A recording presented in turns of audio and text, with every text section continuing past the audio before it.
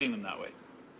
We have time for one more question and response. The honourable member for Elmwood Transcona. Thank you very much, Mr. Speaker. You know, the member from Foothills spoke in his speech about, you know, the greater good and the importance of getting these parcels delivered, and nobody questions that, you know, Canadians want to be able to have a reliable postal service. But the fact is that postal workers have been working under a settlement imposed by the Harper government since 2011.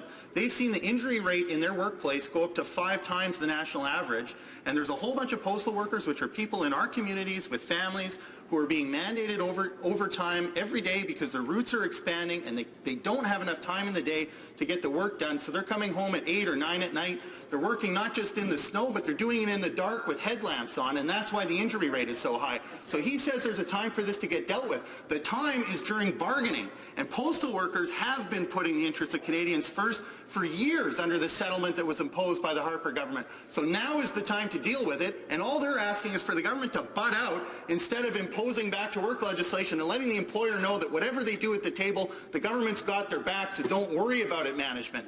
That's what workers are asking for, a fair shot at the bargaining table. That's all they're asking for, and I can't believe that what we're hearing is that this isn't the time to deal with it and postal workers should just suck it up for another 7 years. Is that what he's telling them?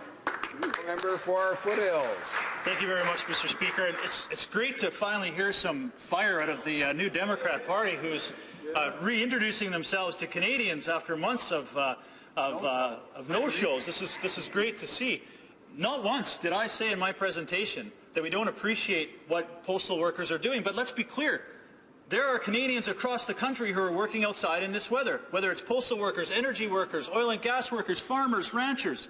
To say that this is just one group that is having to work under these conditions is not the case. It's just not the case.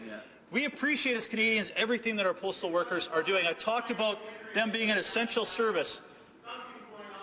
And this is exactly what we're talking about, is they are an essential service, but they have had almost a year to come to an agreement.